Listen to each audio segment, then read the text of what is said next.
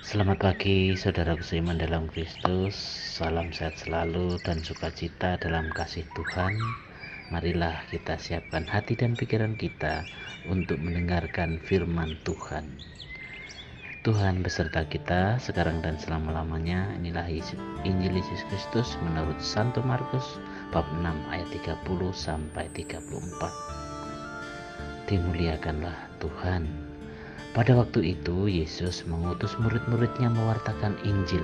Setelah menunaikan tugas itu, mereka kembali berkumpul dengan Yesus dan memberitahukan kepadanya semua yang mereka kerjakan dan ajarkan.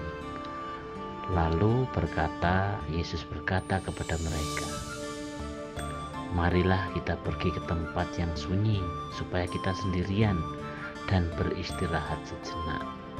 Memang begitu banyaknya orang yang datang dan pergi, sehingga makan pun mereka tidak sempat.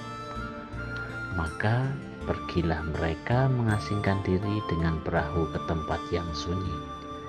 Tetapi pada waktu mereka bertolak, banyak orang melihat, dan mereka mengetahui tujuannya.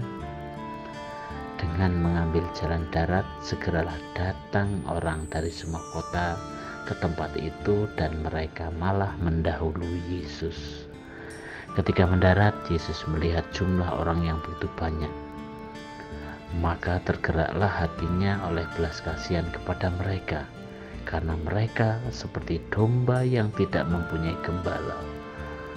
Lalu mulailah Yesus mengajarkan banyak hal kepada mereka. Demikianlah sabda Tuhan. Terpujilah Kristus. Selamat pagi para sahabatku, sahabat suara hati, rekan muda, para selamarian dan pendengar dimanapun Anda berada. Melalui bacaan Ibrani hari ini, di bacaan pertama menggambarkan bagaimana damai sejahtera sebagai buah dari pemeliharaan relasi yang akrab dan ikhlas dengan Tuhan dalam doa-doa pribadi dan korban liturgis. Tetapi langkah-langkah perbuatan baik kepada sesama harus menjadi terjemahan lebih lanjut. Kekudusan rohani harus bermuara kepada sikap hidup sosial penuh kasih di tengah kebersamaan dengan orang lain. Para sahabatku, sahabat suara hati, rekan muda dan para pendengar dimanapun Anda berada, dalam Injil Markus hari ini bagaimana Yesus mendidik para muridnya supaya mencari Allah dalam keheningan, yaitu melalui refleksi dan meditasi. Setelah itu membuka mata untuk melihat yang terlantar dan telinga kita untuk mendengar jeritan pilu dari orang-orang yang tersesat. Menekuni dua aspek kehidupan sebagai manusia bermutu harus mewarnai kepribadian sebagai murid Yesus. Di awal kisah diceritakan bagaimana Yesus bersama para murid pergi menyendiri. Sementara orang banyak mendengarkan Yesus, akhirnya juga pergi untuk menjumpai Yesus. Artinya ada dua kelompok dalam kisah ini. Yesus dan para murid pergi menggunakan perahu, sementara orang banyak menggunakan jalur darat. Hal ini semuanya ditempuh dengan jalan yang berbeda, namun di akhir kisah mereka bertemu dan belajar bersama. Jalan yang berbeda ternyata tidak menjadi masalah dalam kisah ini. Berbeda jalan juga menjadi suatu realita yang terjadi. Maka kita tidak perlu alergi, tidak perlu jijik, tidak perlu risih terhadap orang yang berbeda. Yang satu berjalan lewat laut, yang satu lewat darat, bukan menjadi alasan mereka terpisah daripada Yesus. Para murid juga tidak menolak mereka yang berbeda jalan. Mereka semua menjadi satu, diterima oleh Yesus, dan akhirnya mendapat pengajaran yang sama dari Yesus. Dalam kehidupan ini seringkali kita merasa tidak nyaman ketika melihat warga gereja yang tidak kelihatan aktif di gereja, atau Kita juga tidak merasa nyaman ketika ada kebijakan pastoral, kemudian ada warga yang mengkritisi, mengkritik. Seringkali terjadi bahwa kita justru mengecam orang-orang yang demikian sebagai yang dianggap susah, padahal belum tentu juga begitu. Para sahabatku, sahabat suara hati, rekan muda dan para pendengar dimanapun Anda berada, semoga melalui firman Tuhan kita hari ini kita semakin setia kepada Yesus, tidak mudah terpancing untuk menjadi orang yang hanya menempuh satu jalan sementara jalan yang lain menjadi salah. Tidak seperti itu ya. Kita bisa jadikan juga semboyan kita untuk tidak alergi terhadap orang yang berbeda jalan.